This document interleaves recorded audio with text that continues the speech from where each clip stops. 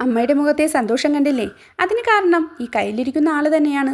ഒരുപാട് നാളുകൾക്ക് ശേഷമാണ് നമുക്കിതുപോലൊരു ചൂരയൊക്കെ കിട്ടുന്നത്. കറക്റ്റ് പറഞ്ഞാൽ അറബിക്കടലിൽ കപ്പൽ മുങ്ങിയില്ലേ, ആ സമയം തൊട്ട് ഇതുപോലുള്ള വലിയ മീനൊന്നും കിട്ടാറില്ല. ചാളയോ നെത്തോലിയൊക്കെ കൊണ്ട് അഡ്ജസ്റ്റ് ചെയ്ത് പോവുകയായിരുന്നു. ഇന്നെന്തായാലും ചൂര കിട്ടിയ സന്തോഷത്തിൽ അതിനെ അങ്ങ് വറുത്തരച്ച് തന്നെ വയ്ക്കാമെന്ന് കരുതി തേങ്ങയെല്ലാം ചിരകി ആ പരിപാടി അങ്ങ് തുടങ്ങി. ഇതിനിടയ്ക്ക് അമ്മയും അമ്മുമ്മയും അമ്മയുടെ കൃഷിത്തോട്ടം ഒന്ന് സന്ദർശിക്കാനിറങ്ങി. കുറച്ച് കത്തിരിക്ക കിട്ടിയിട്ടുണ്ടായിരുന്നു. അതിനോടൊപ്പം തന്നെ ദേ ഒരുപാട് ചേനത്തടകൾ നിൽക്കുന്നു. ഇങ്ങനെ ഒരുപാട് തടകൾ നിൽക്കുകയാണെങ്കിൽ അതിനെ തള്ളത്തടയെന്നും പുള്ളത്തടയെന്നുമാണ് നാടൻ ഭാഷയിൽ പറയുന്നത്. അങ്ങനെ 2 പുള്ളത്തടയഞ്ഞ് വെട്ടിയെടുത്തു. തോരനൊക്കെ വയ്ക്കാം. ഇതിനിടയ്ക്ക് നമ്മുടെ ചേനയ്ക്ക് കുളിരുന്നുണ്ടോ എന്നൊരു സംശയം ആർക്കെങ്കിലും തോന്നിയിരുന്നോ? കുളിർന്നിട്ടൊന്നുമല്ല കേട്ടോ. പന്നിശല്യം ഇവിടെ വളരെ രൂക്ഷമാണ്. പന്നിയുടെ കണ്ണിൽ നിന്ന് നമ്മുടെ ചേനയെ സംരക്ഷിക്കണ്ടേ? അതിനുവേണ്ടി ചേനയ്ക്ക് 2 ഉടുപ്പൊക്കെ അങ്ങ് വാങ്ങിച്ചു കൊടുത്തന്നേ.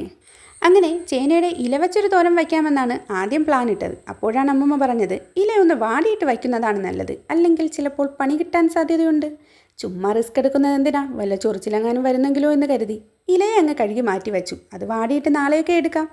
പിന്നെ ഇന്നങ്ങ് തടയങ്ങ് വയ്ക്കാമെന്ന് കരുതി തടയുടെ പരിപാടി അങ്ങ് തുടങ്ങി. ഇതിനിടയ്ക്ക് തന്നെ നമ്മുടെ മീനെല്ലാം അരപ്പ് കലക്കെ അടുപ്പിൽ വച്ചിരുന്നു.